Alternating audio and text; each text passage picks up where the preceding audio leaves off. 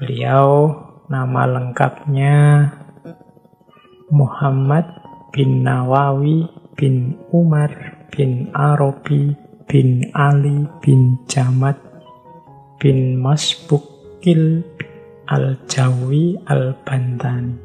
Nama Al-Jawi menunjukkan beliau dari Nusantara. Al-Bantani menunjukkan beliau lahirnya dari Banten. Ya, ini harus dibedakan ya. Ada dua Imam Nawawi yang sama-sama terkenal. Yang satu Imam Nawawi Al-Bantani ini, yang satu tidak kalah terkenalnya Imam Nawawi Ad-Dimashqi. Kalau Imam Nawawi Ad-Dimashqi ini kita kenal kitabnya Riyadhus Shalihin.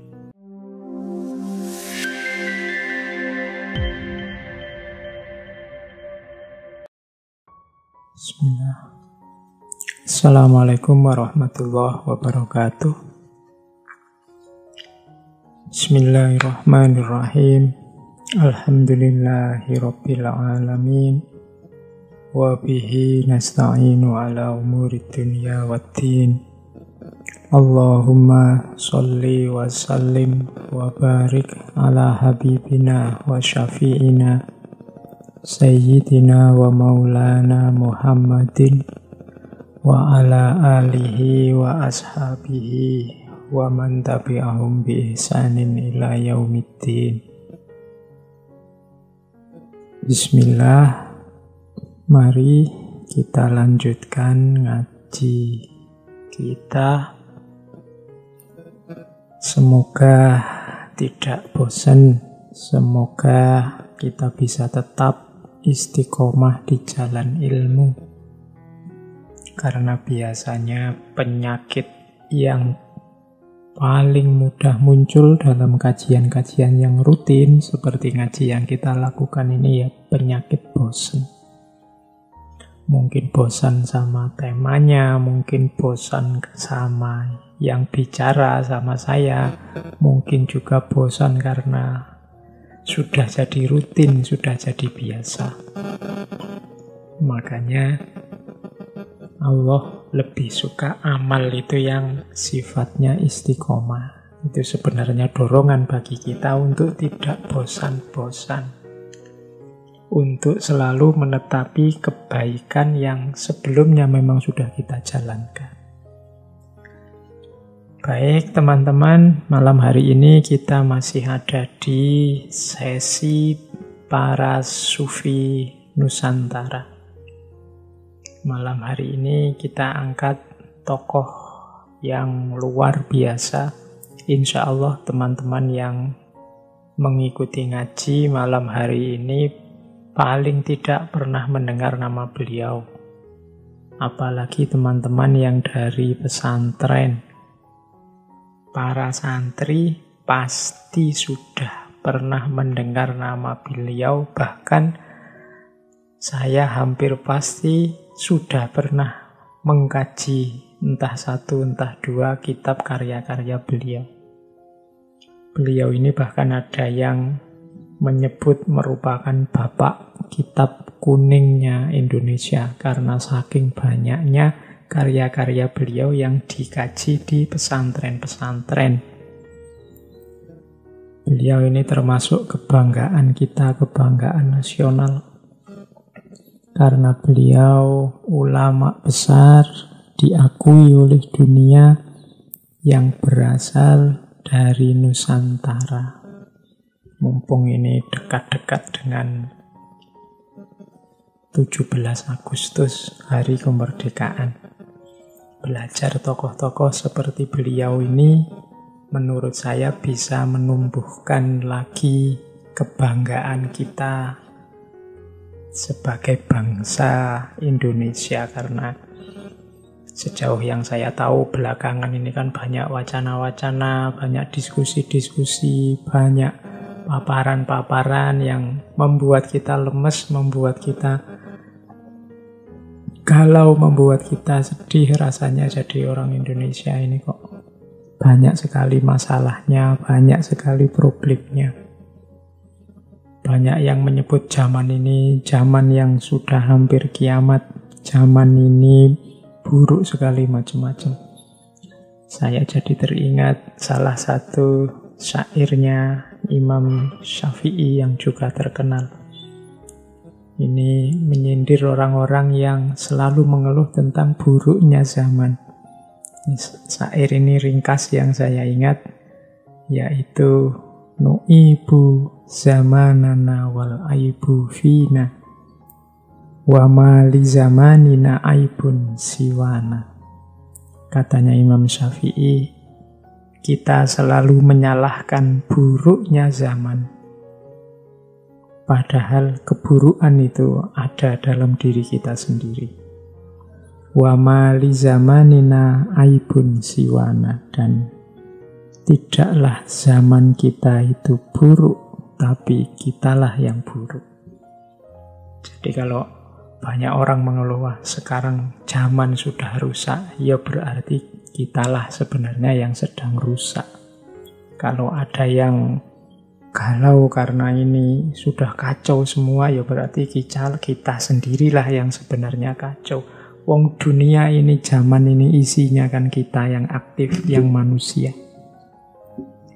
Oke, nah biar ndak galau, biar ndak sumpek, apalagi minder, apalagi merasa tidak pede sebagai bangsa Indonesia, malam hari ini mari kita teladani, kita tengok pelajaran-pelajaran dari beliau Syekh Nawawi Al-Bantani. Nama yang cukup familiar insya Allah. Beliau nama lengkapnya Muhammad bin Nawawi bin Umar bin Arabi bin Ali bin Jamad bin Masbukil Al-Jawi Al-Bantani. Nama Al-Jawi menunjukkan beliau dari Nusantara. Al-Bantani menunjukkan beliau lahirnya dari Banten. Ya, ini harus dibedakan ya, ada dua Imam Nawawi yang sama-sama terkenal. Yang satu Imam Nawawi Al-Bantani ini, yang satu tidak kalah terkenalnya Imam Nawawi Ad-Dimashqi. Kalau Imam Nawawi Ad-Dimashqi ini kita kenal kitabnya Riyadhus Shalihin. Kalau Imam Nawawi Ad-Dimashqi, beliau berasal dari daerah Nawa, Damaskus. Jadi Nawawinya itu mungkin nisbat pada desa beliau Nawa. Berasal dari sekitar abad ke-13 Masehi. Sementara yang kita bahas malam hari ini, Imam Nawawi Al-Bantani ini kelahiran Tanara Tirtayasa, Serang, Banten. Sekitar tahun 1897 Masehi. Beliau ini kalau teman-teman mungkin banyak yang sudah tahu, termasuk kakek buyutnya wakil presiden kita, Kiai Haji Ma'ruf Amin. Nah, Syekh Nawawi ini kalau dari sisi keturunan, beliau ini keturunan ke-12 dari Sunan Gunung Jati, Maulana Syarif Hidayatullah.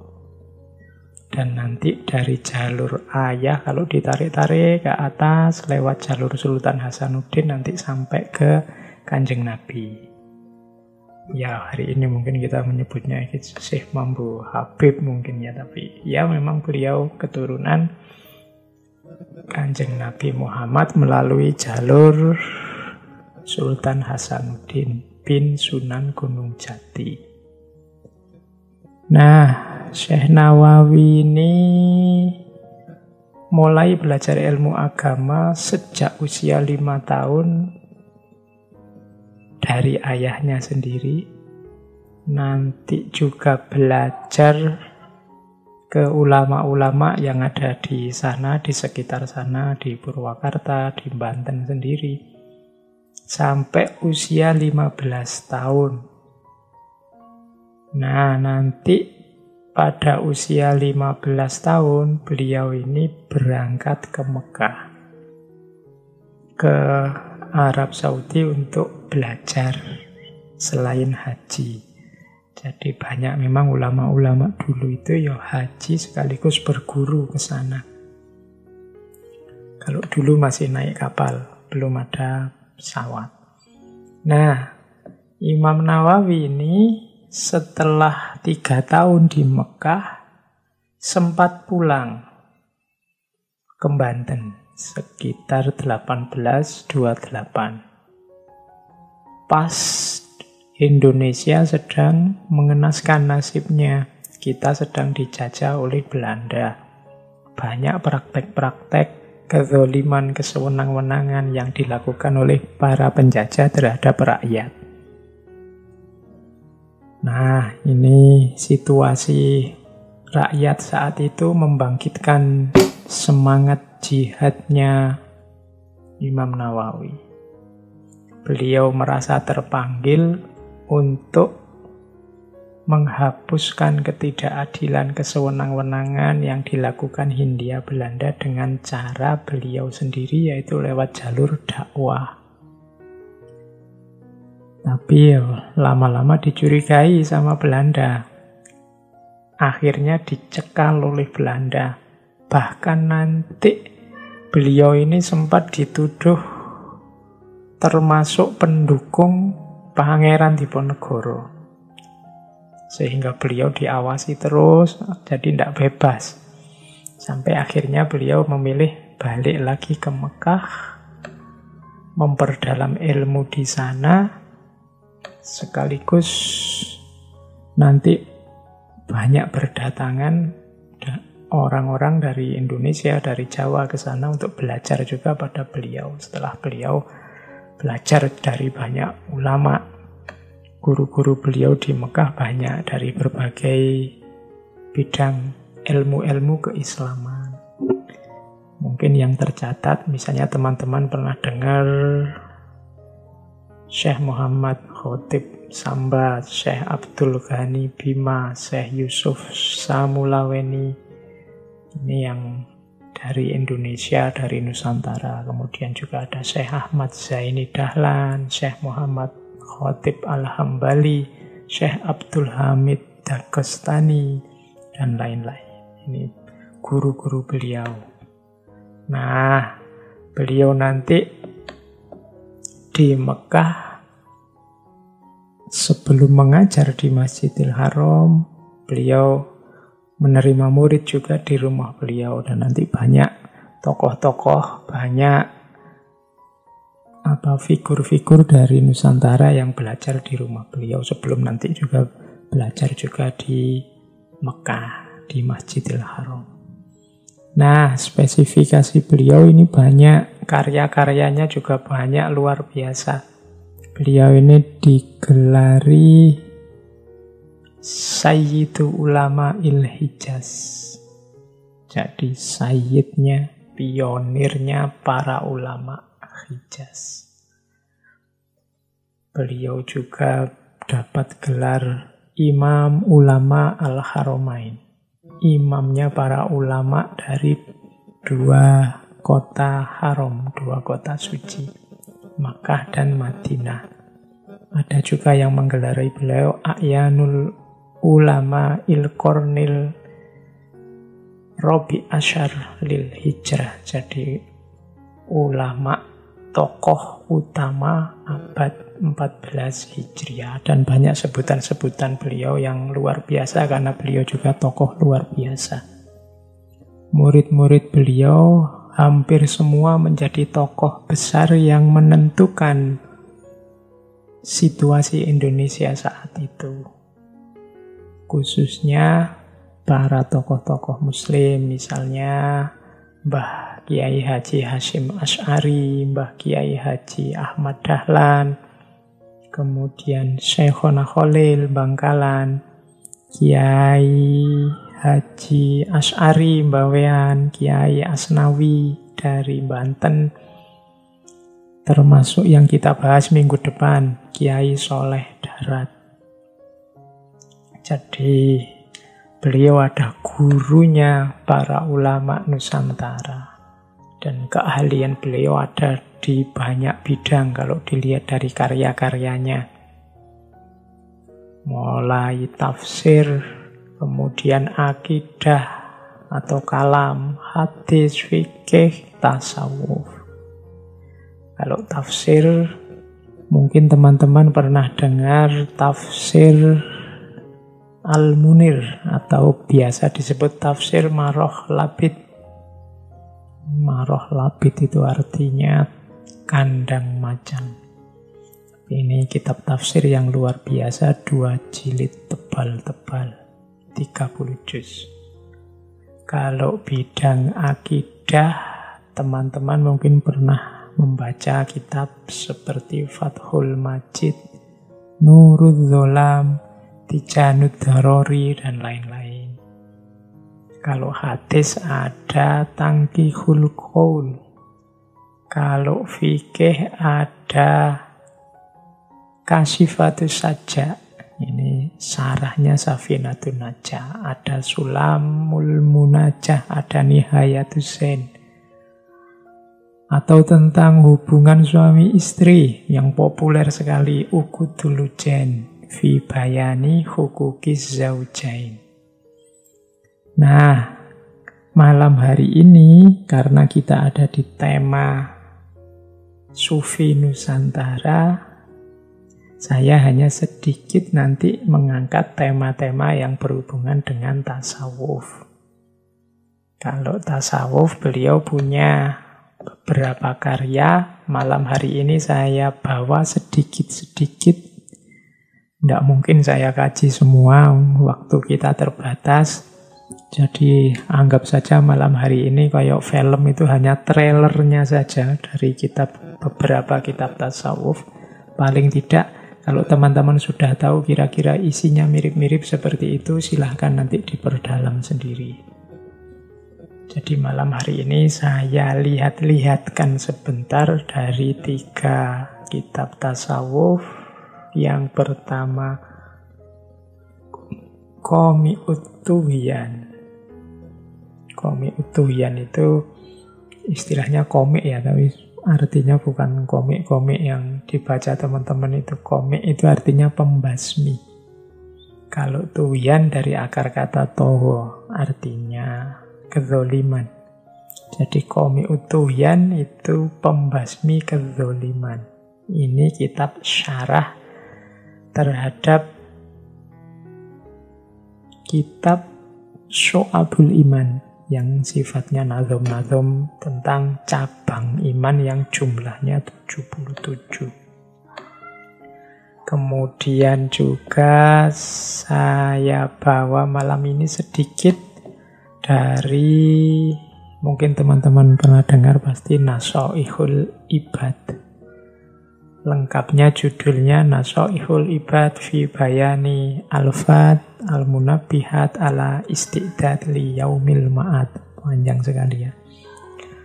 Jadi ini kitab yang sering dipakai, sering dikutip oleh para penceramah, para khotib, dan banyak dikaji di banyak sekali pesantren di Indonesia.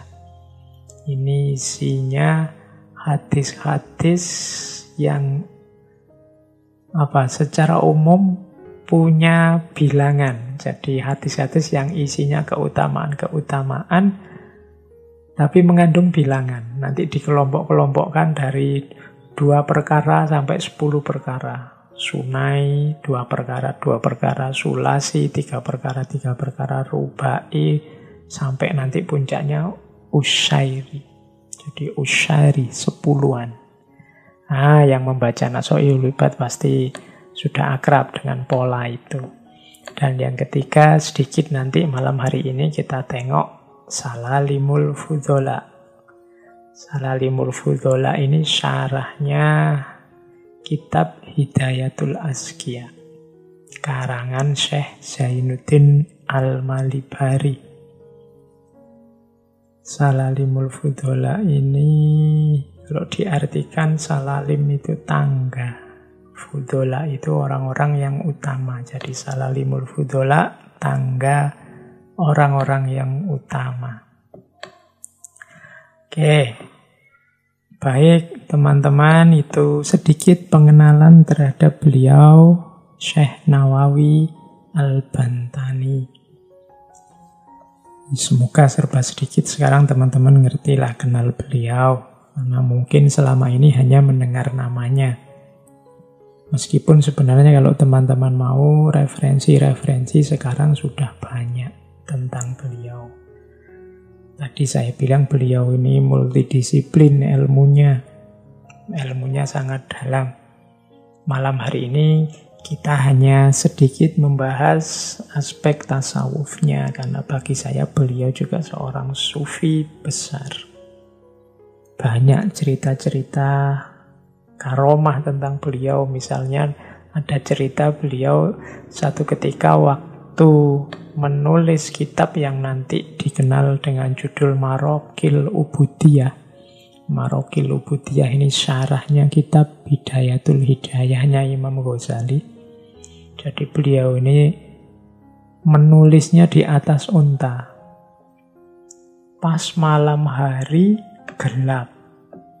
Akhirnya Syekh Nawawi berdoa, ya Allah, tolong jari saya ini dibuat bercahaya sehingga saya bisa melanjutkan menulis. Akhirnya atas kehendaknya Allah, kemudian jari kanan beliau bisa bercahaya, bisa dipakai semacam lampu. Dan dari situ nanti lahir Maraqil Ubudiyah. Yang populer luar biasa juga kisah tentang beliau. Jadi setelah 3 tahun beliau meninggal, seperti tradisi yang ada di Arab Saudi, itu makam itu kan dipindahkan. Beliau kan dimakamkan di Ma'lah, di Mekah. Nah, pada saat digali makam beliau, ternyata segalanya masih utuh, meskipun sudah 3 tahun. Sedikit pun kain kafannya tidak sobek, sedikit pun bau busuk tidak ada, masih utuh, seperti baru saja dimasukkan. Ini para petugas yang mau memindahkan jasad beliau itu heboh, dan akhirnya diputuskan makam beliau tidak jadi dipindah. Jadi itu salah satu karomahnya beliau, sehingga sampai saat ini makamnya masih ada di Ma'lah, Mekah. Oke, saya kira itu untuk riwayat hidupnya, teman-teman. Mari kita coba tengok sekarang. Saya bilang tadi semacam trailer ya.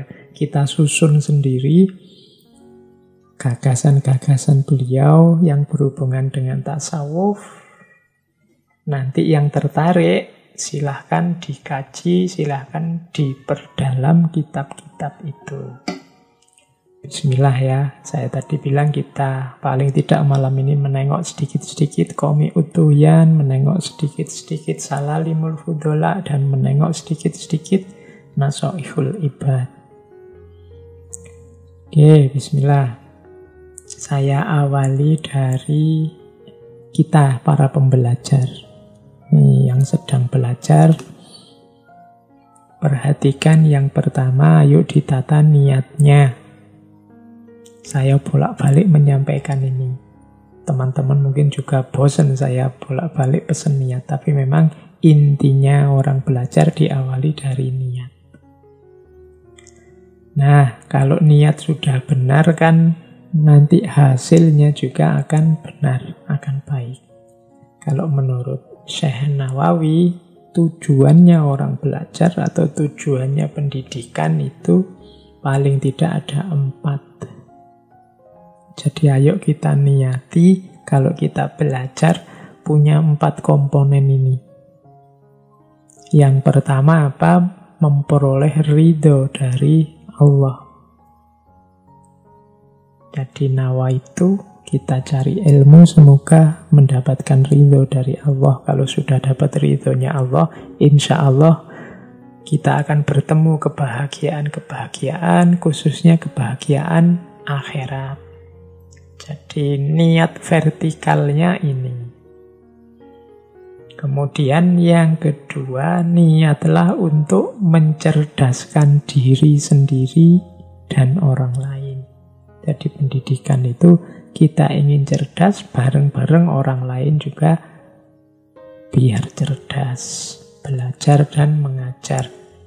Kemudian yang ketiga, kita niati dengan belajar, dengan cari ilmu ini menghidupkan dan meninggikan Islam lewat jalan ilmu. Kalau kita meninggikan Islam, menghidupkan Islam lewat jalan ilmu, insya Allah hasilnya juga positif dan pasti baik, pasti benar.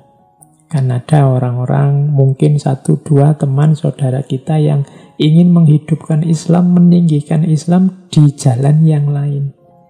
Tapi hati-hati karena kadang-kadang jalan yang lain itu terkontaminasi macam-macam. Bahkan ada yang ingin menghidupkan, meninggikan Islam dengan jalan misalnya kekerasan. Ada yang menghidupkan, meninggikan Islam dengan jalan menjatuhkan yang lain. Menghidupkan, meninggikan Islam dengan jalan berselisih, berkonflik dengan yang lain, dan lain sebagainya. Nah, kalau menurut Syekh Nawawi lebih positif, lebih bagus kalau kita menghidupkan dan meninggikan Islam dengan jalan ilmu.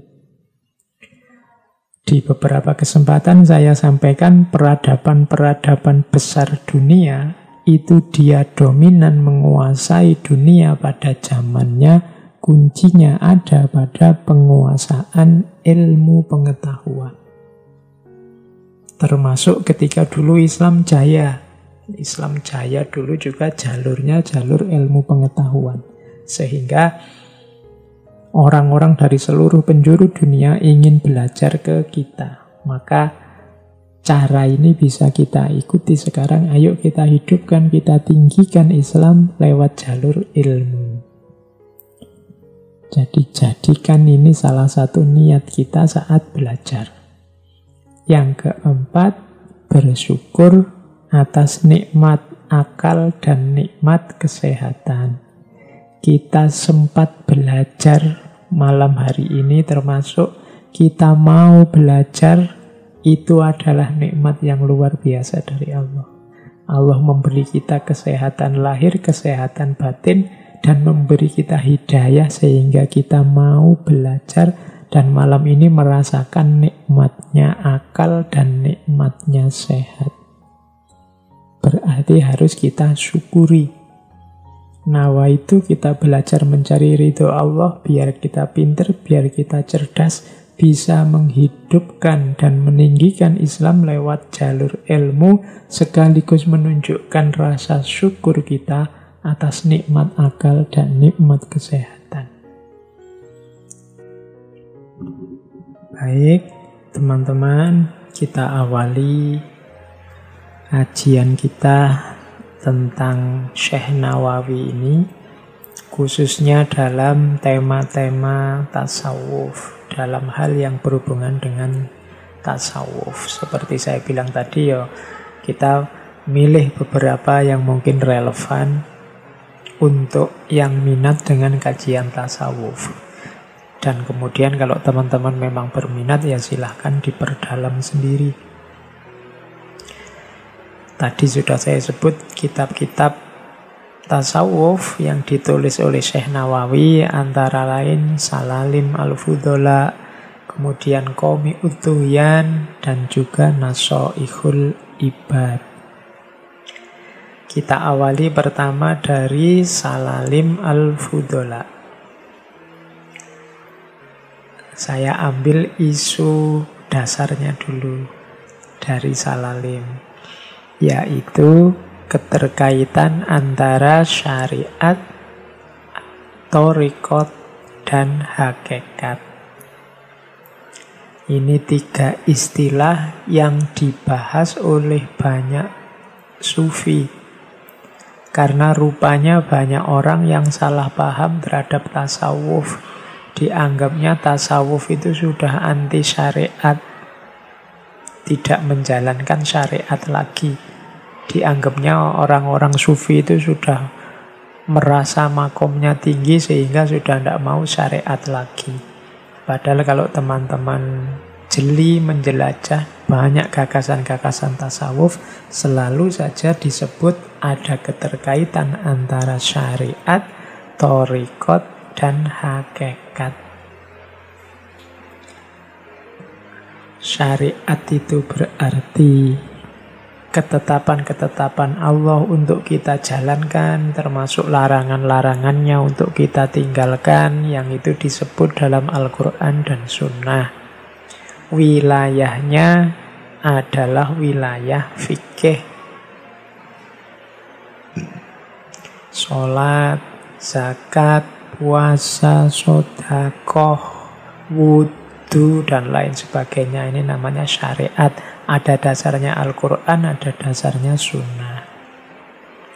Semua perilaku kita sebagai seorang yang beragama, seorang Muslim, harus punya dasar, punya akar dalam syariat. Tidak boleh ngarang sendiri.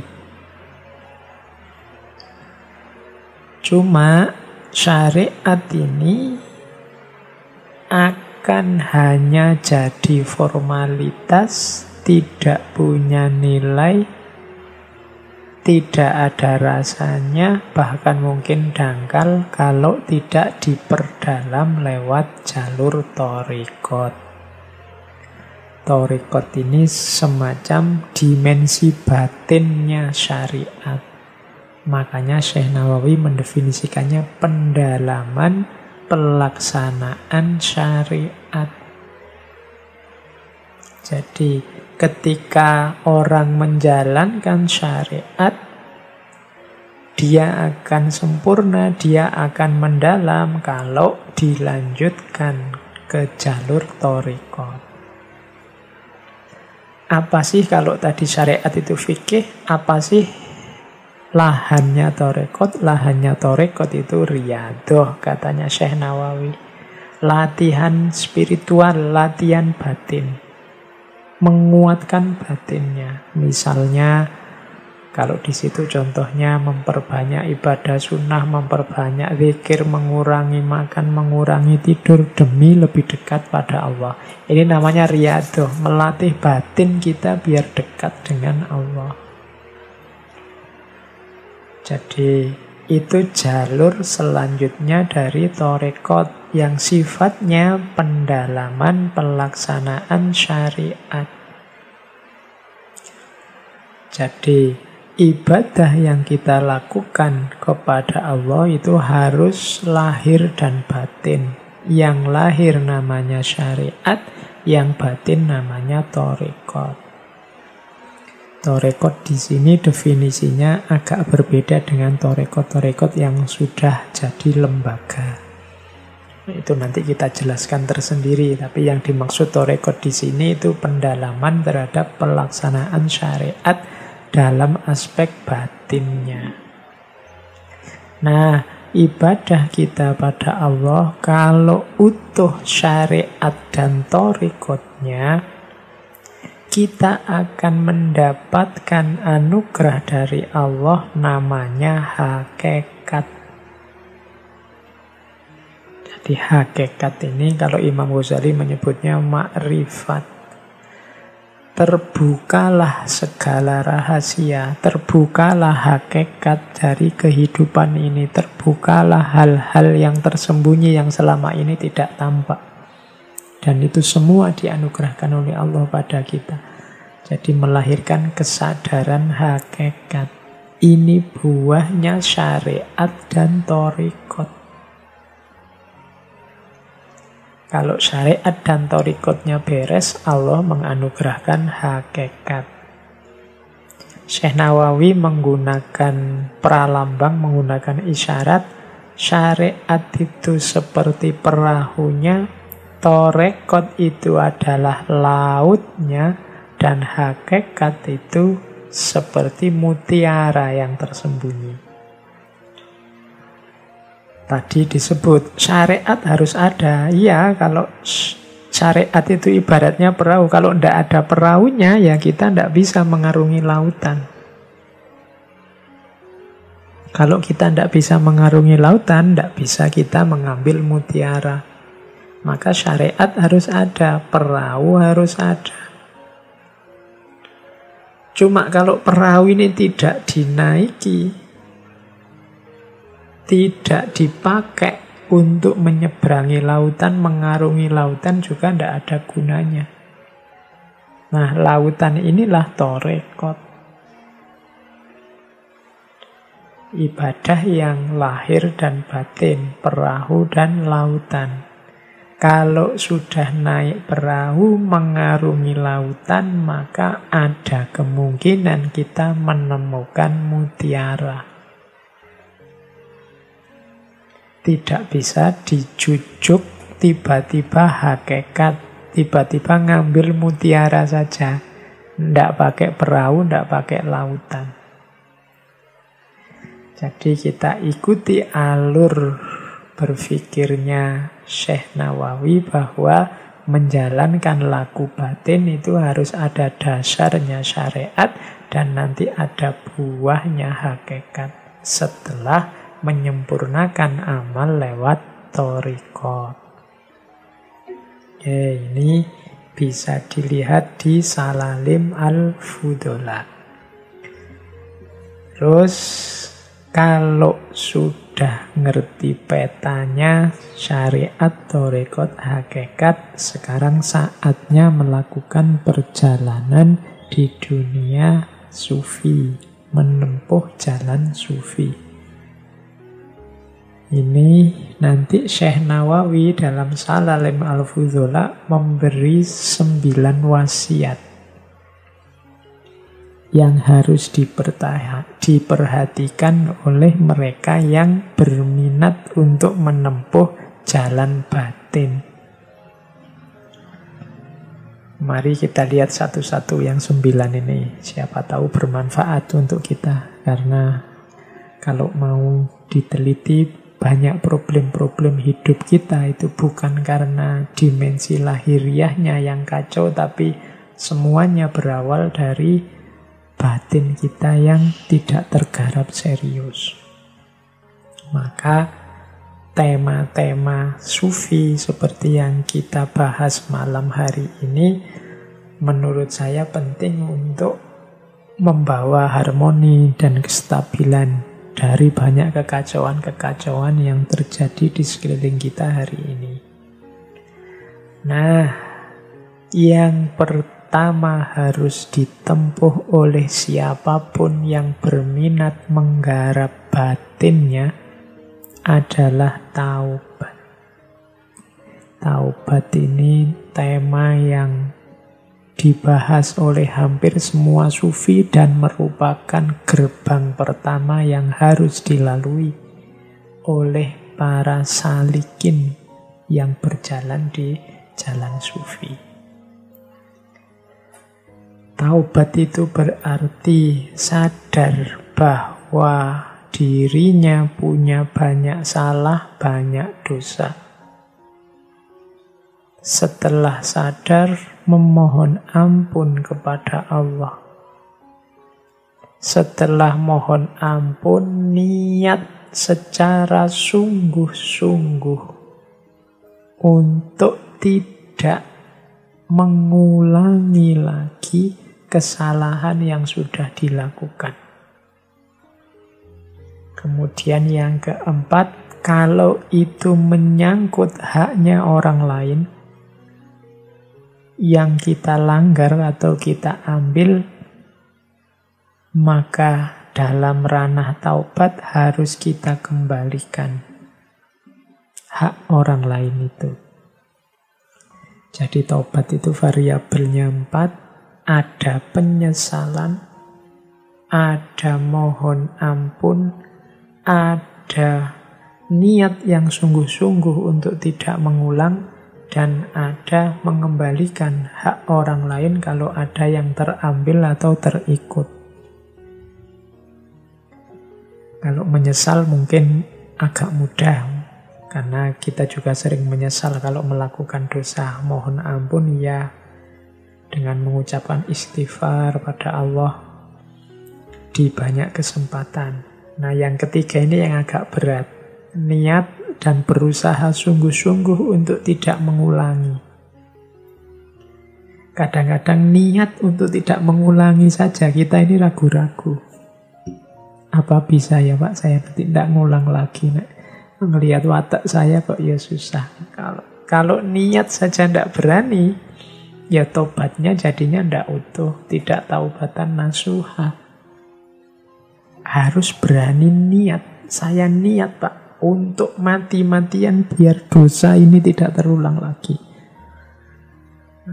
Ya bahwa mungkin nanti kepeleset lagi, semoga tidak karena disengaja. Karena kalau disengaja kan sejak tadi sudah menguatkan tekad. Kalau sejak awal tidak berani jamin akan tidak mengulangi lagi, ya namanya tidak jadi tobat. Tobat itu berjanji tidak mengulangi lagi. Jadi menyesal, minta ampun, niat tidak mengulangi lagi dan mengembalikan haknya orang lain. Jalan pertama, sebelum semua kualifikasi yang lain kita jalankan, ini harus beres dulu. Taubat. Kalau sudah taubat, jalan sufi yang kedua. Ridho dengan pemberian Allah yang kita sebut dengan istilah qanaah. Jadi qanaah ini kondisi jiwa kita yang menerima apapun pemberian dan keputusan Allah terhadap diri kita. Ini namanya qanaah. Ciri paling mudah jiwa kita itu jiwa qanaah atau tidak.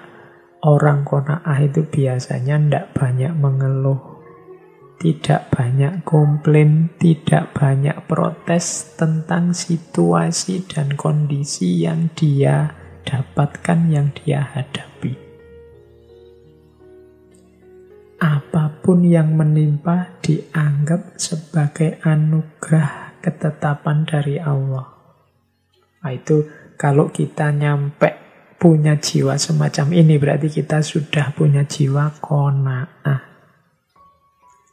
Menerima apapun keputusan Allah. Tidak mudah mengeluh, tidak mudah komplain, tidak mudah protes. Ridho. Nah, ini jalan kedua. Termasuk qanaah juga lebih memilih hal-hal, perkara-perkara, tindakan-tindakan yang utama dibandingkan yang tidak utama, meskipun seandainya yang tidak utama ini boleh secara syariat. Tidak lagi levelnya halal haram, tapi levelnya sudah utama, tidak utama. Tidak utama itu boleh, cuma tidak utama, tidak kualitas nomor satu. Perbuatan kualitas nomor satu itu perbuatan utama. Kita dipukul orang, itu boleh kalau ingin balas. Kalau dalam agama namanya kisos. Secara syariat, membalas sesuai kadar perbuatan itu boleh, tapi ada yang lebih utama apa? Memaafkan. Orang yang jiwanya qanaah itu, yang dipilih yang memaafkan ini loh. Cirinya apa Pak? Perbuatan itu utama atau tidak utama? Kalau Syekh Nawawi di situ menyebut perbuatan itu utama kalau dia berhubungan dengan kebutuhan kita, kemenangan kita, kebahagiaan kita di akhirat. Jadi kalau ada dua hal, yang ini manfaat untuk dunia, tapi kalau yang ini kita ambil manfaatnya untuk akhirat. Biasanya perkara yang lebih utama itu yang untuk akhirat ini. Dunia kalah sebentar tidak apa-apa, berapa sih panjangnya umur kita di dunia. Kita sulit di dunia sebentar tidak masalah. Karena walal akhiratu khairul laka minal ula. Yang akhirat jauh lebih utama. Jadi jalan sufi yang kedua adalah pembentukan jiwa yang qanaah. Ridolah, terimalah semua keputusan Allah. Pilihlah hal-hal dan tindakan yang utama. Ini jalan yang kedua. Jalan yang ketiga yang harus kita tempuh sebagai seorang sufi adalah zuhud. Zuhud ini seperti qanaah, kondisi jiwa. Kalau zuhud, orang yang jiwanya zuhud ini orang yang Allah nomor satu dalam hidupnya. Dunia dan seisinya rankingnya di bawah Allah. Tidak mungkin orang yang zuhud ini menukar kedekatannya dengan Allah dengan hal-hal yang duniawi, dengan hal-hal yang tidak penting. Jadi orang zuhud itu kalau definisinya Syekh Nawawi, orang yang mampu meninggalkan segala sesuatu yang membuat dirinya lalai dari Allah. Ini juga mirip dengan qanaah tadi. Jiwa seorang zuhud itu jiwa yang siap menderita, siap mendapat apa saja, asal tidak jauh, tidak kehilangan Allah. Katanya Syekh Nawawi cirinya 3. Orang yang jiwanya zuhud itu yang pertama orang yang tidak bahagia hanya karena memiliki dan tidak bersedih hanya karena kehilangan. Maksudnya apa? Orang yang zuhud itu dapat sesuatu itu juga tidak gembira-gembira amat, kehilangan sesuatu juga tidak sedih-sedih amat.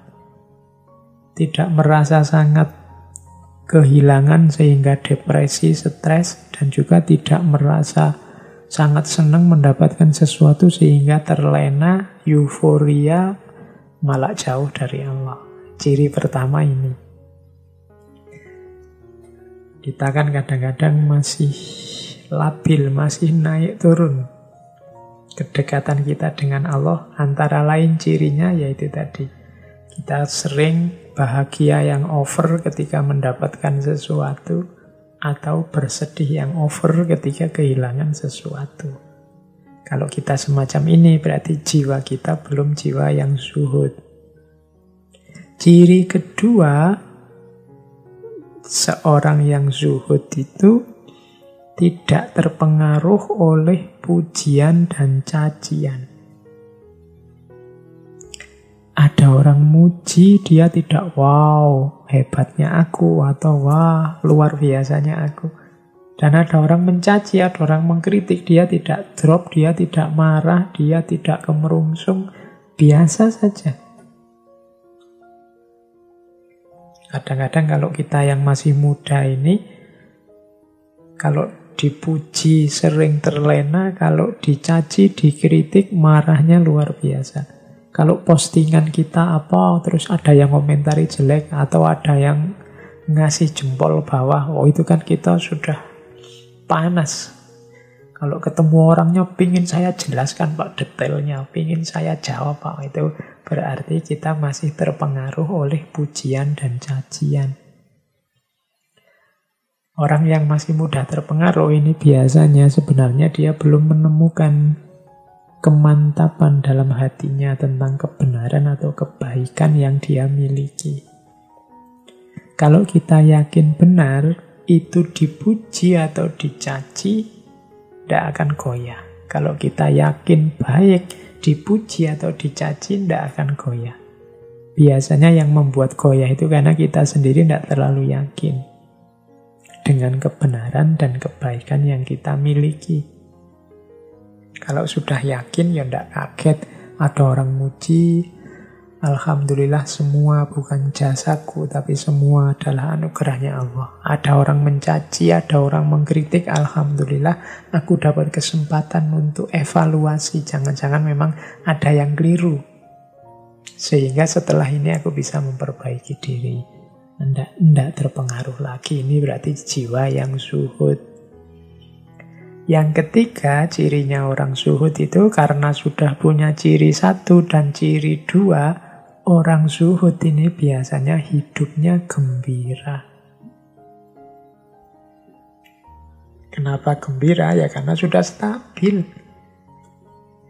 Tidak kaget kalau dapat sesuatu, kemudian tidak sedih kalau kehilangan sesuatu, tidak terpengaruh oleh pujian dan cacian, ya pasti saja dia gembira, hidupnya stabil, tenang, ada apa-apa tidak kaget. Jalan sufi yang ketiga, zuhud. Jadi, ayo tobat, mari membentuk jiwa yang qanaah. Yang ketiga, mari membentuk jiwa yang zuhud. Yang keempat, untuk menempuh jalan sufi, kita harus tidak bosan menambah ilmu, tidak bosan belajar ilmu syariat. Kalau pakai istilahnya Syekh Nawawi. Ilmu syariat itu menurut Syekh Nawawi ada 3. Yang pertama, membahas tentang hal-hal lahiriah yang harus kita jalankan, apakah itu ibadah, apakah itu muamalah. Ilmunya namanya ilmu fikih. Tentang wudhu, tentang sholat, tentang zakat, tentang haji. Ini namanya ilmu fikih. Belajar tentang peribadatan dan muamalah kita di hadapan Allah dari aspek fisiknya, lahiriahnya. Harus tahu ini. Kalau ini tidak tahu nanti tidak ada dasarnya. Tadi kan di depan dasarnya orang nyampe ke makom hakikat itu harus didahului oleh tarekat yang didasari oleh syariat. Maka harus kenal ilmu yang pertama ini, fikih. Dan juga harus kenal ilmu yang kedua, ilmu akidah. Akidah ini berhubungan dengan keimanan. Kenapa ini penting? Ya karena dasarnya semua perilaku agama itu akidah. Keimanan kita pada Allah. Jangan sampai nyeleweng, jangan sampai tidak sadar musyrik, tidak sadar kufur, tidak ngerti bahwa sudah melakukan kekufuran atau kemusyrikan atau kebid'ahan atau dan macam-macam. Ilmunya namanya ilmu tauhid atau ilmu akidah. Harus belajar ini juga. Selain belajar ilmu fikih, harus belajar ilmu akidah. Plus yang ketiga yang juga sama-sama wajib, yaitu belajar ilmu tasawuf.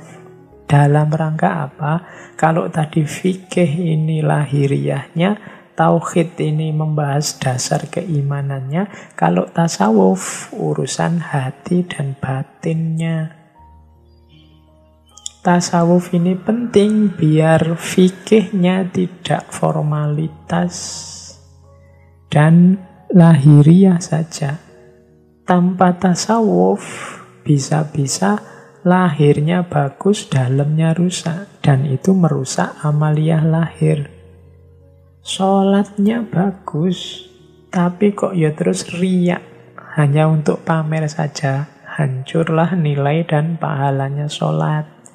Hajinya sih luar biasa, bolak-balik. Tapi kok ya terus jadi orang sombong, merasa lebih dari yang lain. Rusaklah pahala keutamaan haji yang dia lakukan. Zakat tidak berhenti-berhenti, sedekah, infak, membantu tetangganya yang fakir miskin. Tapi kok masih ada dengki. Rusaklah dimensi batinnya dan amaliyah lahirnya otomatis juga ikut rusak. Maka ilmu tasawuf penting untuk menjaga ini semua. Jadi Menurut Syekh Nawawi yang keempat, seorang yang berjalan di jalan sufi harus tetap mau belajar, nambah wawasan, meluaskan ilmu.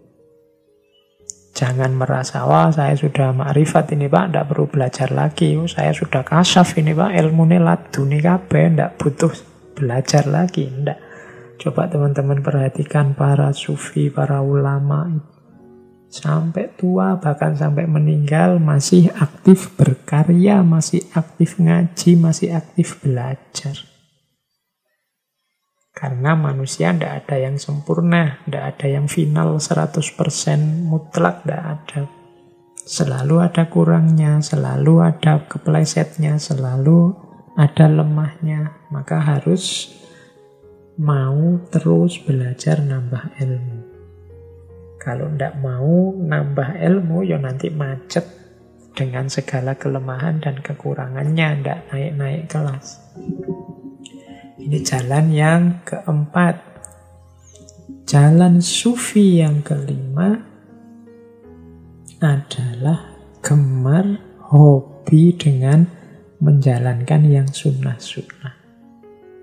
Pak, saya cita-citanya sufi Pak, tapi kalau sholat malam kok berat ya Pak? Sholat rawatib enggak pernah Pak.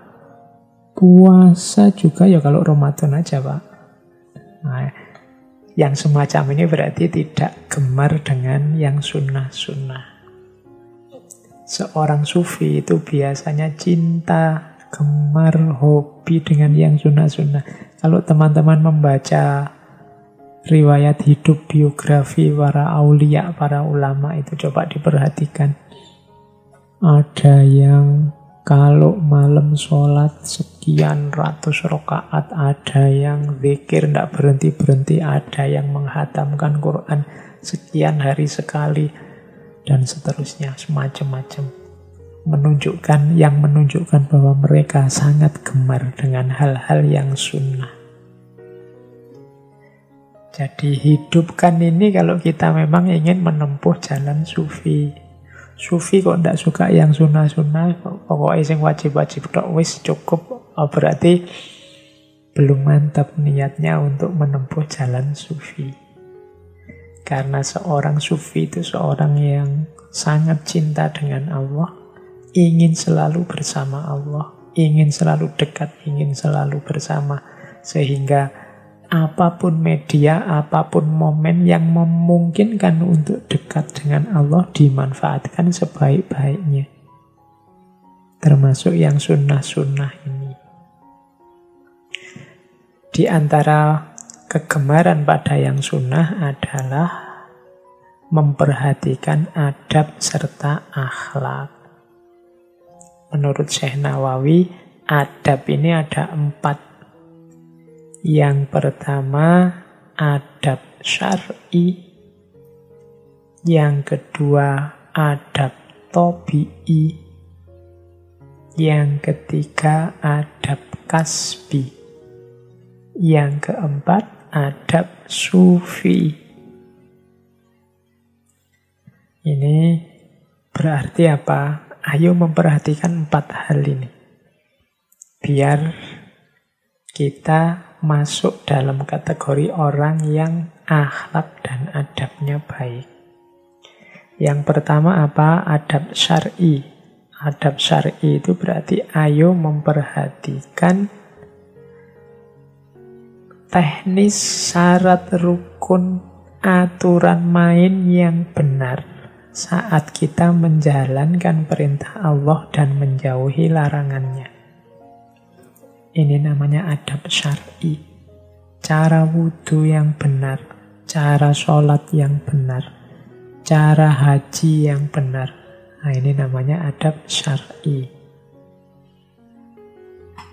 Yang kedua, adab tabi'i.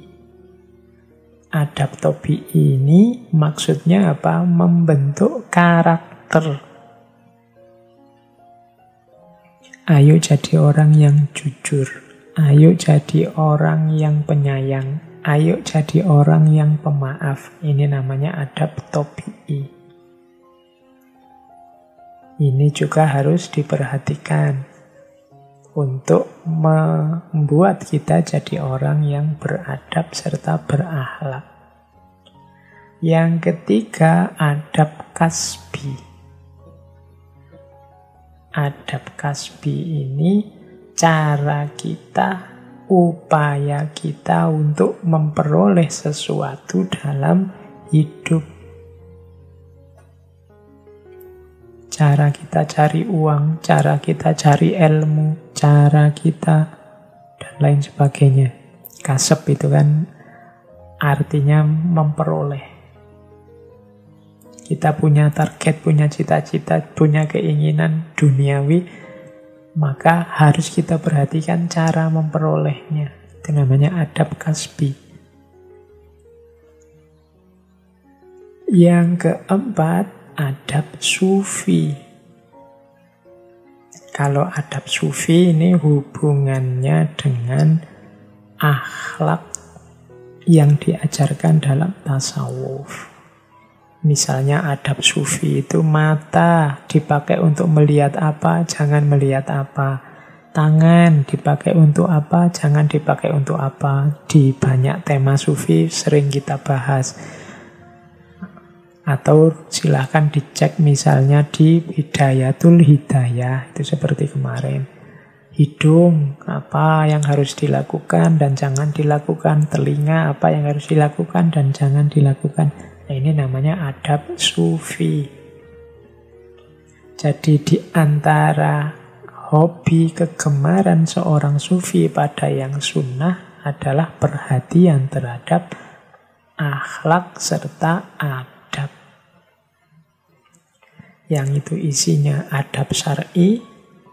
Ayo diperhatikan cara teknis, metode yang benar untuk menjalankan syariat Allah. Yang kedua, adab tabi'i. Ayo membentuk karakter kita dengan karakter akhlak yang karimah, akhlak yang mulia, yang baik. Ada adab kasbi. Ayo melakukan sesuatu, memperoleh sesuatu dengan cara yang beradab, dengan cara yang baik. Dan ada adab sufi. Oke, ini jalan sufi yang kelima. Menempuh jalan sufi dengan cara gemar senang melaksanakan hal-hal yang sunnah. Terus yang keenam, jalan sufi yang keenam, Syekh Nawawi memberi kita wasiat untuk membentuk karakter tawakal. Tawakal ini nanti kalau di Indonesia diserap menjadi berhubungan dengan kata-kata wakil. Atau teman-teman mungkin masih ingat salah satu kalimat thayyibah, hasbunallah wa ni'mal wakil. Allah itu ni'mal wakil. Sebaik, senikmat-nikmatnya wakil yang bisa dipasrahi. Maksudnya apa? Allah lah tempat untuk berserah diri yang paling puncak, paling baik. Kalau kita sudah bisa membentuk sikap menyerahkan diri sepenuhnya pada Allah, itulah yang disebut jiwa yang tawakal. Jadi bertawakal berarti menyerahkan diri, berserah diri terhadap Allah dalam segala hal. Kehendakku, kehendak kita serahkan pada kehendaknya Allah. Biasanya tawakal ini digandengkan dengan ikhtiar. Ikhtiar itu berusaha. Ikhtiar kemudian tawakal. Seorang sufi harus memiliki jiwa yang tawakal. Lawannya tawakal apa?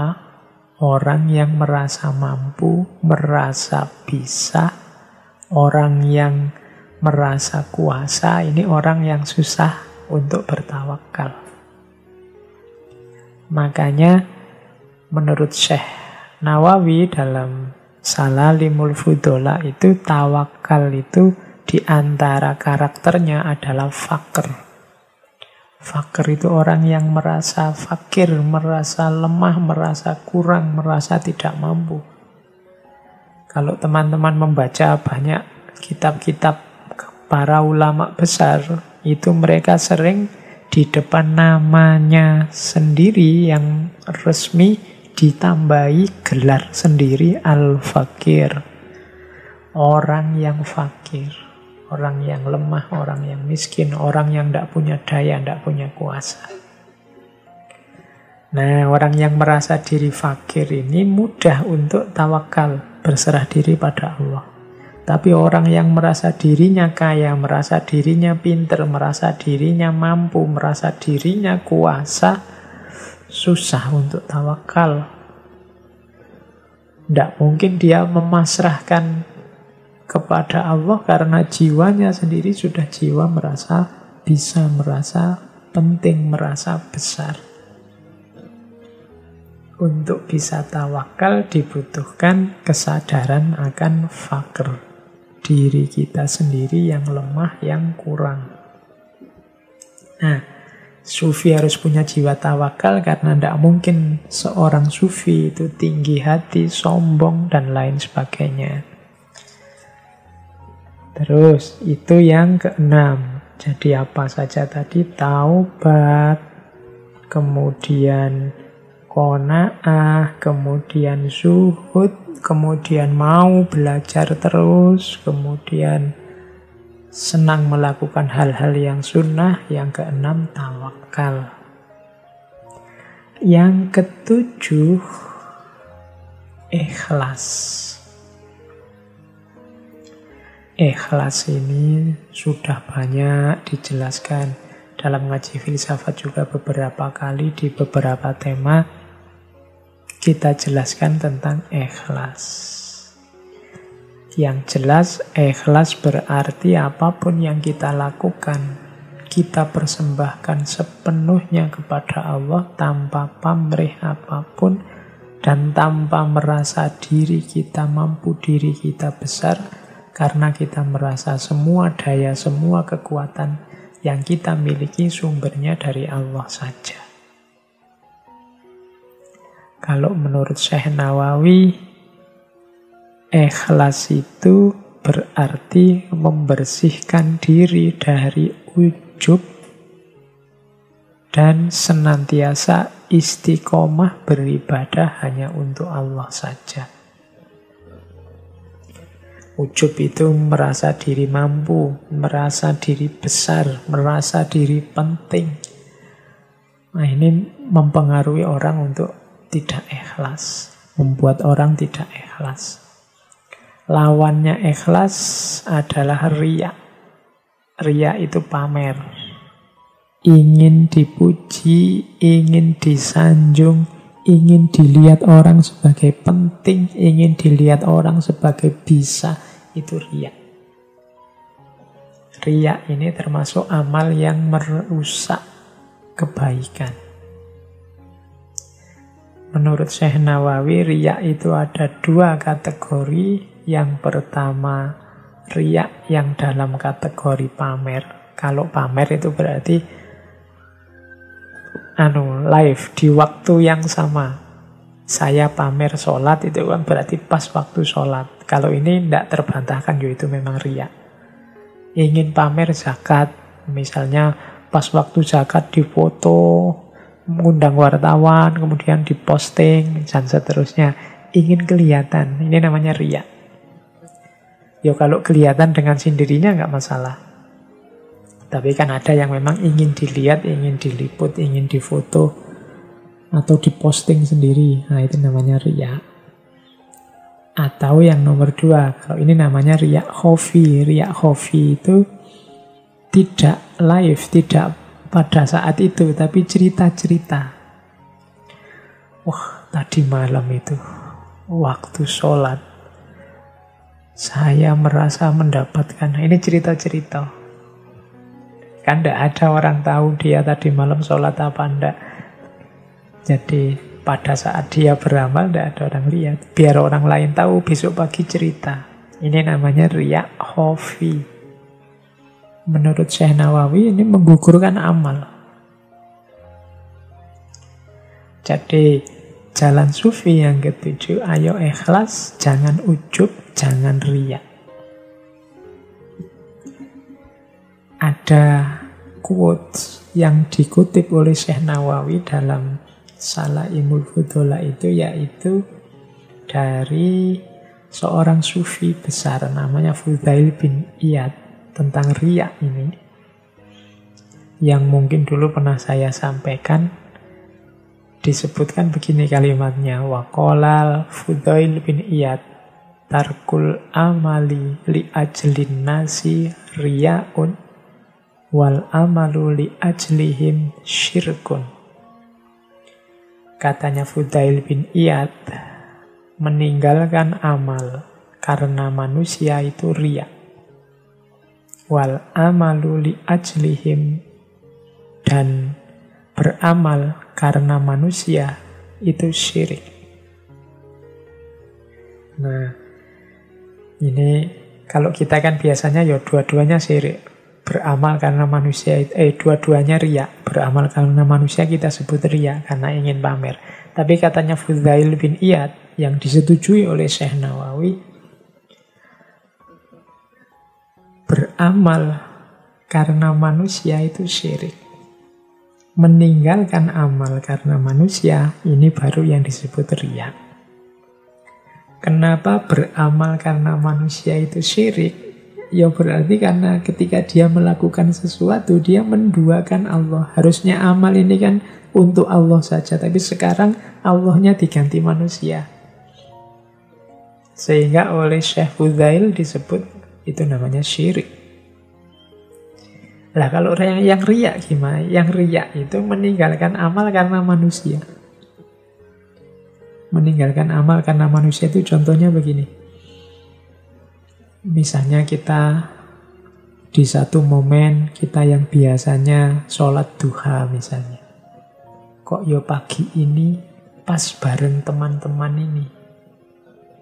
Biasanya saya sholat duha sih. Tapi saya mau pamit sholat duha ndak enak ah. Nanti dianggap sok soleh atau dianggap halah sunnah aja atau lah. Karena malu pertimbangan manusia terus ndak jadi sholat duha.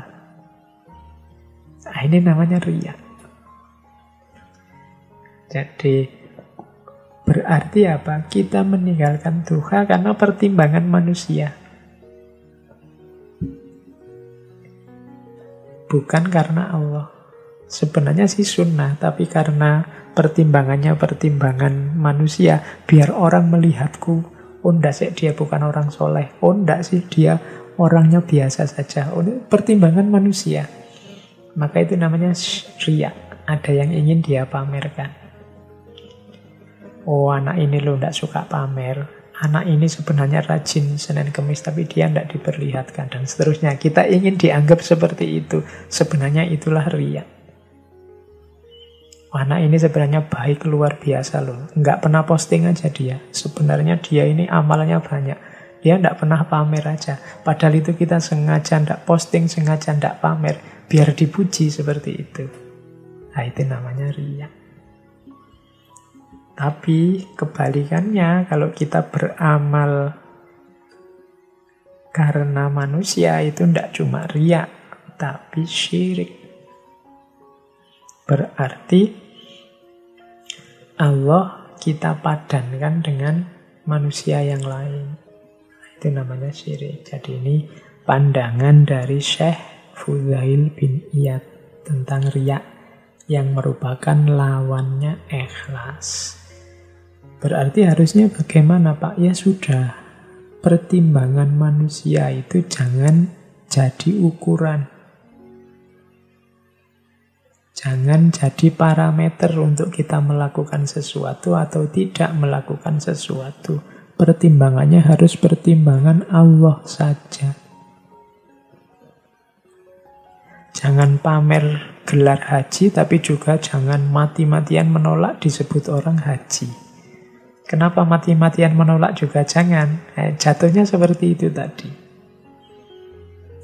Paling tidak, kalau ada orang mati-matian menolak, menunjukkan sebenarnya dia juga masih ribut, masih sibuk dengan panggilan. Terserahlah orang manggil apa, fokusku hanya Allah saja.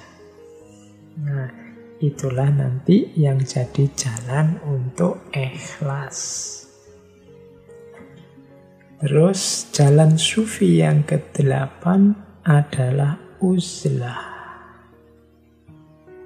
Ini kalau uzlah ini agak dekat dengan zuhud, agak dekat dengan qanaah. Tapi uzlah, kalau tadi zuhud sama qanaah kan pembentukan jiwanya.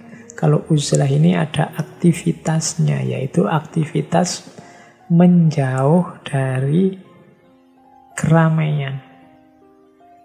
Karena takut dapat pengaruh yang buruk. Jadi uzlah itu menghindar kerumunan karena khawatir dapat pengaruh buruk. Alasan khawatir dapat pengaruh buruk ini penting, karena nantinya kalau dianggap oh sudah tidak ada pengaruh buruk, atau oh enggak kok ini orang-orang soleh semua, ya berarti tidak menjauh lagi. Mungkin sudah balik mendekat karena bisa mengambil manfaat. Jadi uzlah itu kalau merasa, misalnya sampean merasa, wah saya ini kalau masih bareng teman-temanku ini, ndak iso aku soleh-soleh ini, ndak iso aku beres batinku. Sudahlah aku minggir dulu. Nah ini namanya uzlah. Aku pulang kampung dulu aja, atau aku tak di kos-kosan di kamar aja. Ndak usah ikut-ikutan mereka keluar-keluar biar aku ndak terpengaruh. Nah ini namanya uzlah. Jadi kehati-hatian agar tidak terpengaruh oleh orang lain, itu namanya uzlah. Uzlah manfaatnya banyak, katanya Syekh Nawawi. Ini sebenarnya meminjam pandangannya Imam Ghazali. Uzlah itu yang pertama membuat kita fokus beribadah dan fokus untuk tafakkur. Karena biasanya orang yang masih sibuk, tenggelam dalam kesibukannya orang banyak, itu berpikirnya tidak bisa jernih, tidak bisa fokus. Karena pikiran kita masih rame, sekeliling kita masih rame. Kita tidak bisa fokus ibadah, tidak bisa fokus tafakkur. Sekali-sekali kita butuh uzlah. Sekali-sekali kita butuh menyendiri. Hari ini kan teman-teman pakai istilah me time. Waktu untukku sendiri. Nah, itu dalam dunia sufi ada istilah uzlah. Cuma ada muatan-muatan nilai-nilai sufistiknya. Jadi yang pertama fokus beribadah, tafakkur, manfaatnya. Yang kedua apa? Ya karena jauh dari yang lain, akhirnya selamat, tidak banyak terjebak oleh dosa dan maksiat. Yang ketiga, selamat juga karena jarang berinteraksi, akhirnya tidak banyak dapat fitnah, adu domba, bahkan katanya Syekh Nawawi utang piutang. Ya kalau tidak ada temannya mau utang siapa? Jadi fokusnya hanya untuk Allah saja. Kemudian terbebas dari pengaruh buruk mencela orang lain, berprasangka buruk pada orang lain, mengadu domba orang lain. Yang kelima, dengan uzlah kita bisa mandiri, tidak tergantung pada orang lain. Kalau jauh dari orang itu kan kita tidak mudah lagi minta tolong. Kadang-kadang kita ini kalau pas banyak orang jadi manja. Ini minta dibantu, itu minta dibantu. Kadang ngambil pulpen yang di depan saja minta tolong orang lain. Padahal jalan sendiri juga bisa. Membuat kita manja. Tapi uzlah melatih kita mandiri. Memenuhi kebutuhan, keinginan kita sendiri. Melatih untuk bergantung hanya pada Allah saja, tidak bergantung pada orang yang lain. Kita tidak membebani orang lain. Itu manfaat yang keenam. Jadi menempuh jalan sufi ada opsi uzlah. Menjauh sementara dari keramaian. Dalam dunia tasawuf, menjauh sementara ini hakikatnya dalam rangka melatih jiwa untuk tidak terlalu terikat oleh dunia.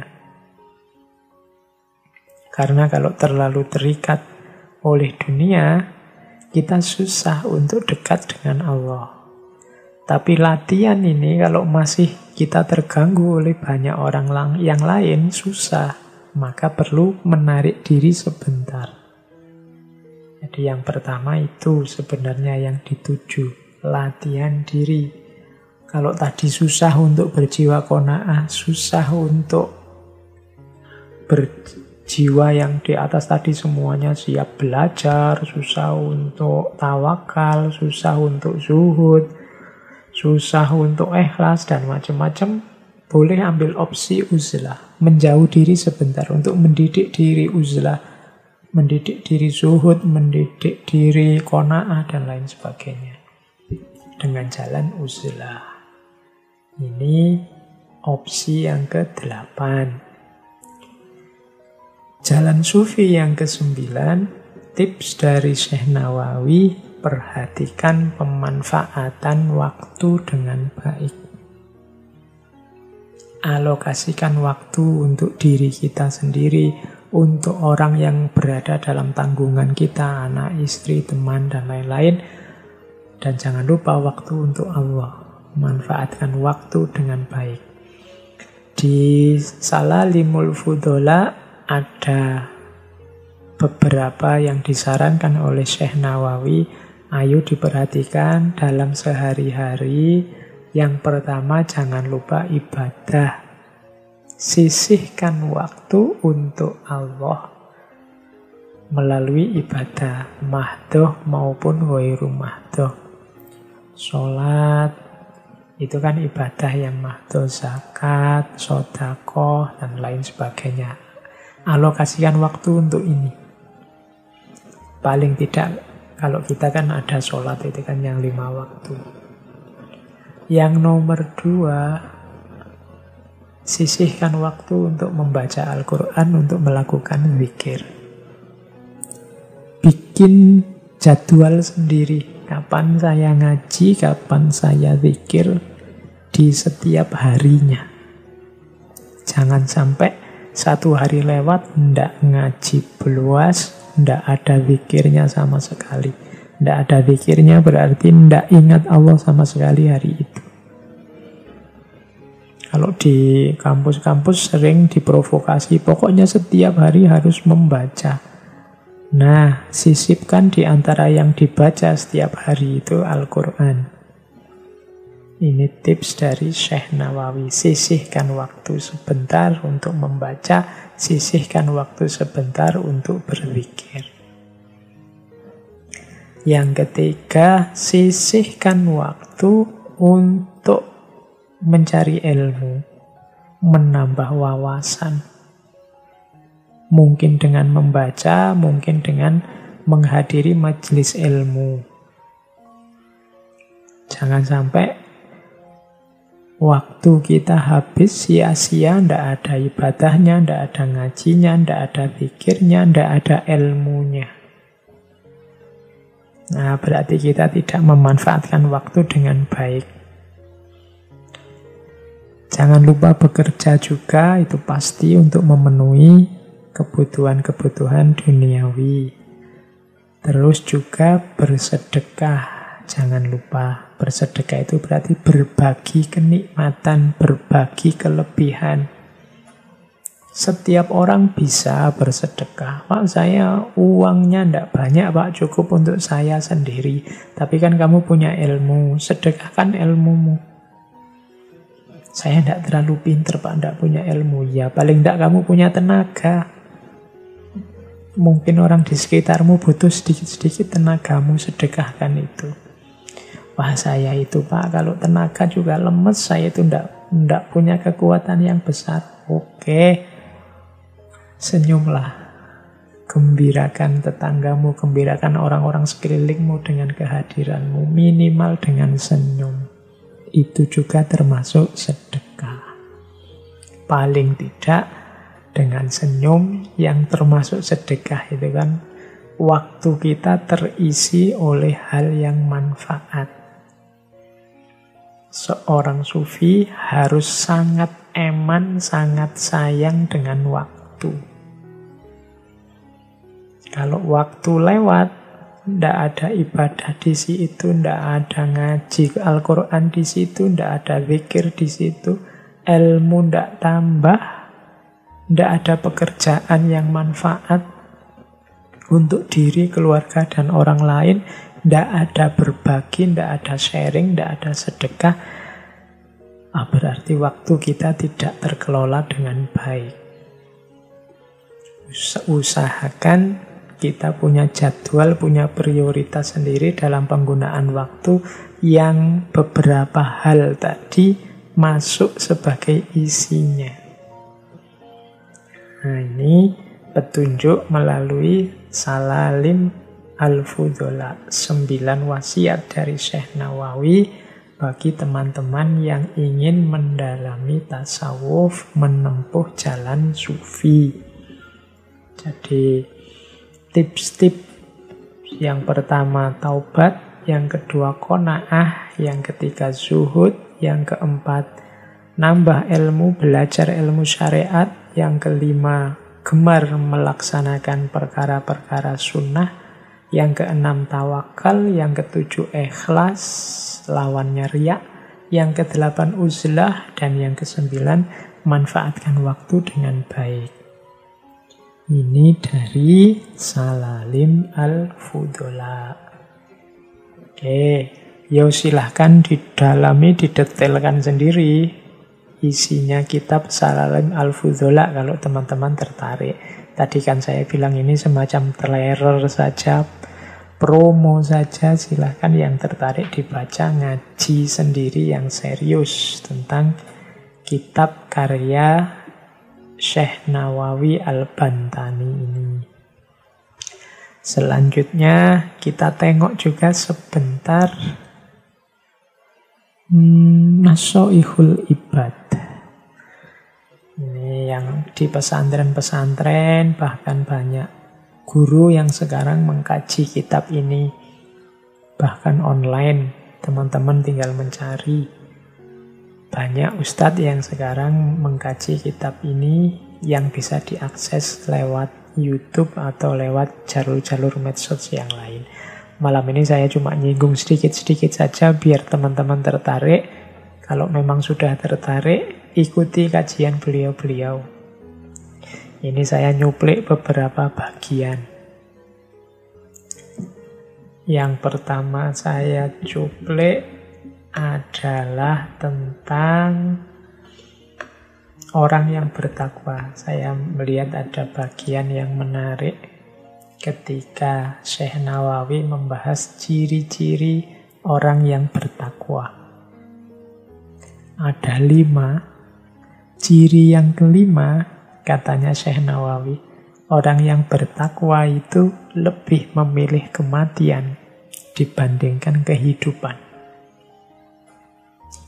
Istilah mati sebelum hidup atau mati di dalam hidup dan seterusnya ini kan sering kita dengar dalam ajaran-ajaran para sufi.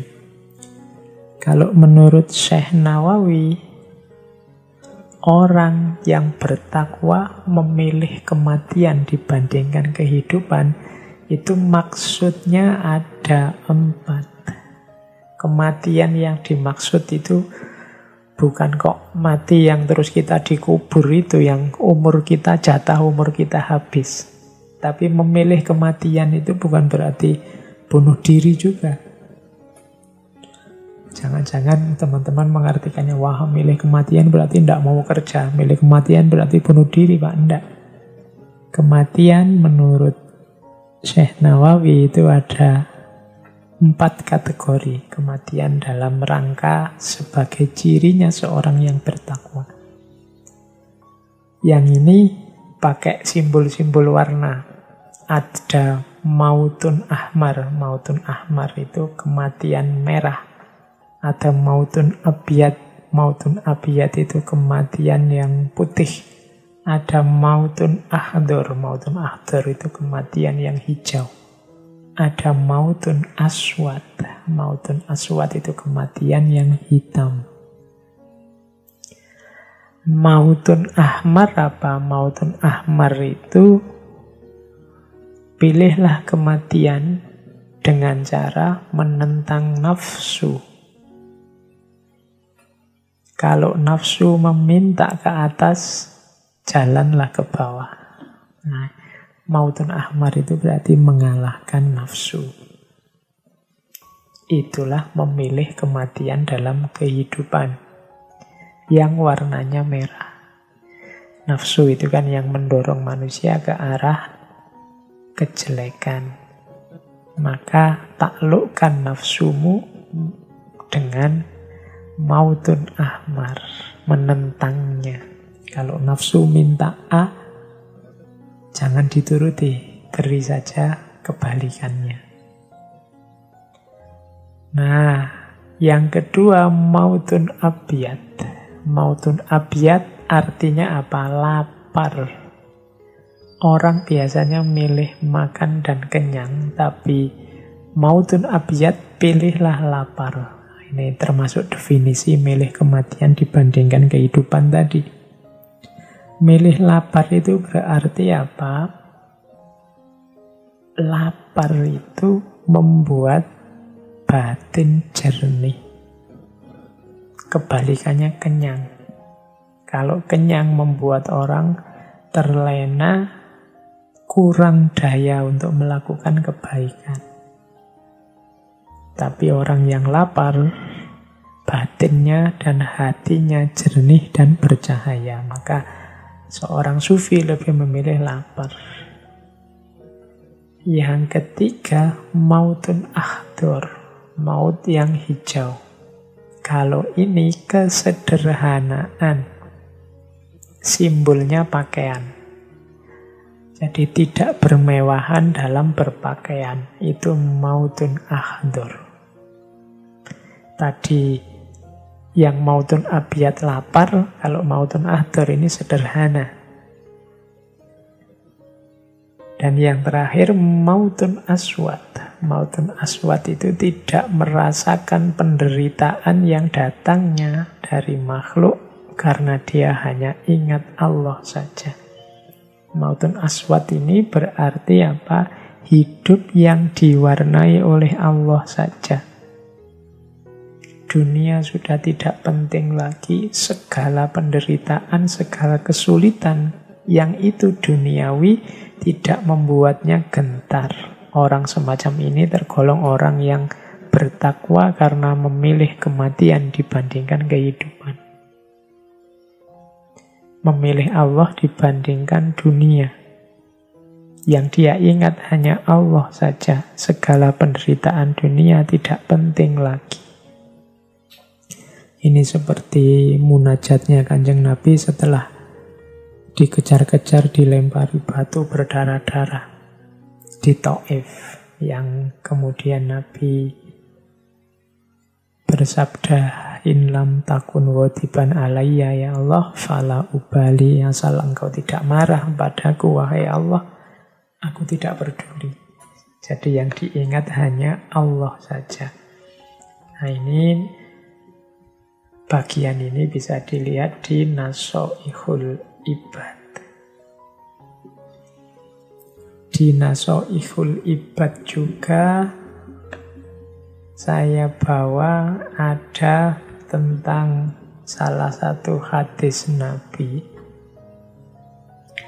yang mungkin bisa jadi pelajaran buat kita. Diriwayatkan dari Nabi SAW, sesungguhnya beliau bersabda, barang siapa yang pada waktu pagi hari memasuki waktu subuh dalam keadaan mengadu kepada manusia tentang kesulitan hidupnya, maka seakan-akan ia telah mengadukan Tuhannya.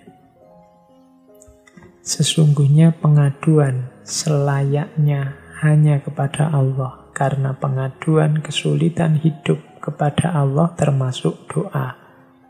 Adapun mengadu kepada manusia menunjukkan tidak adanya ridho dengan pembagian Allah. Ini sabda Nabi yang mengingatkan kita, satu-satunya tempat kita mengadu dalam hidup itu ya Allah. Kalau kita mengadu ke manusia, itu menunjukkan sebenarnya kita tidak ridho kepada ketetapan Allah. Beda dengan kalau kita mengadu pada Allah. Kalau kita mengadu pada Allah, itu sebenarnya mirip seperti kalau kita berdoa meminta sesuatu kepada Allah. Jadi jangan mengadu kepada manusia, karena hal itu membuktikan engkau sebenarnya sedang tidak ridho dengan pembagian dari Allah. Mengadulah pada Allah karena itu menunjukkan engkau sedang berdoa kepadanya. Ini nasihat dari Nasoihul Ibad. Silahkan nanti dicari bagian itu di Nasoihul Ibad. Nah, dari Nasoihul Ibad juga ada beberapa cerita. Mungkin teman-teman sudah capek malam ini mendengarkan saya ngomong tentang beliau, Imam Nawawi Al-Bantani. Kita akhiri sesi malam ini dengan beberapa cerita dari kitab Nasoihul Ibad. Cerita pertama saya bawa tentang Imam Ghazali. Ini ada pelajarannya. Jadi satu ketika ada orang bermimpi bertemu Imam Ghazali. Orang ini terus bertanya pada Imam Ghazali, "Wahai Imam, sampean dapat balasan apa? Apa yang Allah lakukan atas Anda?" Ini karena Imam Ghazali ini kan manusia yang luar biasa, dapat gelar Hujjatul Islam, manfaat karyanya tidak henti-henti sampai sekarang, memberi manfaat pada orang lain. Menurut logika kita itu pasti beliau ini sudah mendapat tempat terbaik di sisi Allah. Terus makanya orang yang dalam mimpi bertemu beliau ini tanya seperti itu.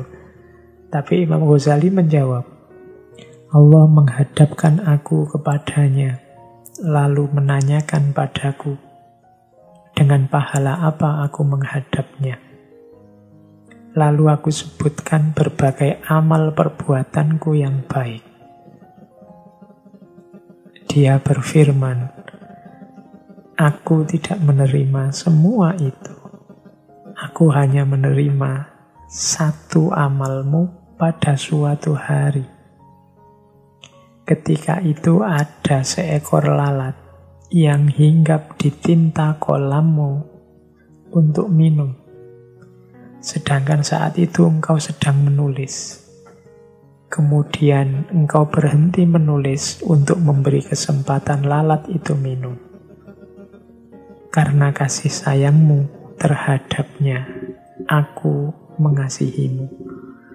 Kemudian Allah berfirman, bawalah hambaku ini ke surga. Cerita ini indah. Ada dua pesan utama menurut saya dari cerita di Nasoihul Ibad ini. Yang pertama, jangan menyombongkan amal, jangan membanggakan kebaikan. Karena sebaik apapun, semulia, setinggi apapun amal baik kita, yang menerima atau menolak amal itu Allah.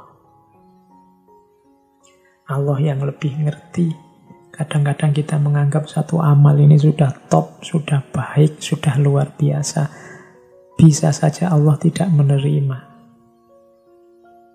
Kalau dari cerita ini, Imam Ghazali dengan segudang prestasi, setinggi itu kemanfaatan untuk manusia, ternyata disebut satu-satu oleh Imam Ghazali, mungkin ini, mungkin ini. Allah malah berfirman, tidak ada satupun yang aku terima. Mungkin dengan bahasa yang lain, aku tidak tersentuh terhadap satupun amal yang engkau sebut.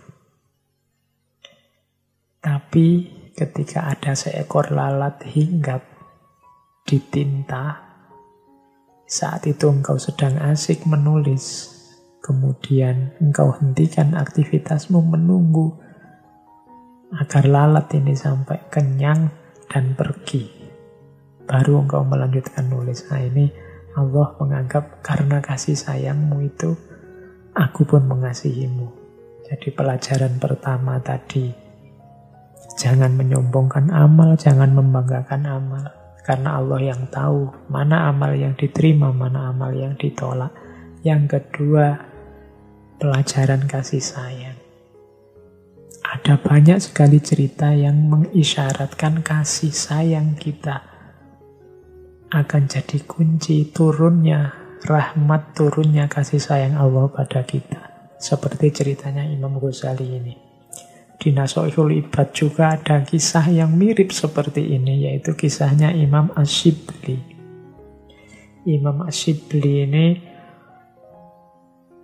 sama ceritanya seperti Imam Ghazali tadi. Ada seseorang bermimpi ketemu beliau yang saat itu beliau sudah meninggal. Imam Asyibli dalam obrolannya dengan orang yang memimpikan dia ini bercerita, Imam Asyibli cerita, setelah beliau meninggal, kemudian Allah menyapa, berfirman padaku, katanya Imam Asyibli, wahai Abu Bakar, sebab apa aku mengampunimu? Karena amal baikku, jawabnya Imam Asyibli. Imam Asyibli ini kan seorang ulama sufi, orang soleh yang tidak diragukan lagi manfaat dan kebaikannya. Jadi kalau ketika Allah tanya, kira-kira aku akan mengampunimu karena sebab apa? Jawabnya Imam Asyibli, karena amal baikku. Tapi Allah menjawab, tidak, bukan karena itu. Kemudian Asyibli menyebut semua ibadahnya. Mungkin karena hajiku ya Allah, mungkin karena sholat malamku, mungkin karena puasaku, semuanya disebut. Tapi Allah jawabnya tetap tidak, bukan karena itu. Terus karena apa, wahai Tuhanku? Sebab apa sih engkau mengampuniku? Kok tidak karena semuanya tadi? Ingatkah kamu, kata Allah, saat kamu berjalan di jalan kampung di daerah Baghdad, engkau dapati seekor anak kucing kecil. Anak kucing itu sangat lemah karena kedinginan sampai menggigil. Engkau ambil anak kucing itu karena kasihan. Lalu untuk menjaganya, engkau masukkan anak kucing itu ke dalam kantong yang engkau bawa. Iya, hamba ingat. Itu katanya Imam Asyibli, ini yang pernah beliau lakukan. Karena rasa kasihmu kepada anak kucing itulah, maka aku merahmatimu. Kalau tadi Imam Ghazali kasih sayangnya pada lalat, Imam Asyibli kasih sayangnya pada anak kucing. Ini pelajarannya sama. Cinta dan kasih sayang kita pada makhluknya Allah akan mengundang rahmat dan kasih sayangnya Allah kepada kita. Masih ada cerita yang saya bawa lagi ini dari seorang sufi. Di Nasha'ihul Ibad juga tentang seorang sufi namanya Abu Ali Syakik bin Ibrahim al-Balkhi, atau orang sering menyebut nama beliau Syakik al-Balkhi. Syakik al-Balkhi ini putranya konglomerat, dia juga seorang bisnismen. Tapi suatu ketika beliau ini melihat seorang budak di zaman paceklik. Zaman paceklik itu berarti zaman susah, semua orang mengeluh. Tapi dia melihat seorang budak yang gembira. Tidak ada sedih-sedihnya. sedang krisis, sedang resesi ekonomi, semua orang gelisah galau. Dia melihat budak ini seneng, main-main, gembira, tertawa-tertawa. Nah, Syakik ini yang juga sedang galau karena dia bisnisnya juga terancam. Terus tanya pada budak ini, kenapa engkau bisa tampak semangat gembira? Tidakkah engkau melihat keadaan orang-orang di musim paceklik seperti ini? Ini kan paceklik, kamu kok masih bisa tertawa-tertawa? Ini kan resesi, semua orang sumpek. Katanya budak itu, saya tidak perlu merasa susah dengan muslim paceklik ini. Karena Tuhan saya mempunyai ladang yang bebas untuk kami ambil apa saja yang kami butuhkan. Jawaban ini membuat Syakik kaget. Terus sadar, jika tuannya hanya memiliki ladang, sedangkan tuannya adalah juga makhluk yang miskin, dan budak itu tidak bingung masalah rezekinya karena bersandar pada tuannya. Maka bagaimana seorang muslim seperti aku memusingkan soal rezeki, sedang Tuhanku adalah Tuhan yang maha kaya. Jadi budak ini merasa gembira, tidak ada sedih-sedihnya meskipun resesi, karena dia percaya pada tuannya yang punya ladang, yang ladangnya bebas diambil kapan saja. Membuat Syakik al-Balkhi ini sadar, layo, dia hanya tuannya. Padahal tuan yang dia sandari ini hakikatnya juga miskin juga kalau dibandingkan tuanku, yaitu Tuhanku yang maha kaya. Bagaimana aku bisa sedih urusan bisnis macet, urusan resesi, urusan rezeki yang tidak lancar? Bukankah Tuhanku, Tuhan kita maha kaya? Kita bersandar pada Tuhan yang maha kaya, yang membebaskan kita mengambil apa saja yang kita butuhkan di muka bumi ini. Maka dari situ Syakik al-Balkhi terus sadar, terus meninggalkan semua hartanya, menempuh jalan sufi. Karena dia sekarang sadar sandarannya adalah Tuhan yang maha kaya. Tidak pantas lagi dia sedih, dia gelisah soal rezeki. Nah, itu cerita yang lain dari Nasoihul Ibad. Masih banyak sebenarnya cerita-cerita, tapi menurut saya silahkan bagi teman-teman yang tertarik, ya silahkan dikaji, ikutilah ngaji beliau-beliau, para ustadz, para alim, para ulama. Bahkan mungkin di banyak pesantren kitab ini masih dikaji. Silahkan diikuti Nasoihul Ibad yang ditulis oleh Syekh Nawawi Al-Bantani.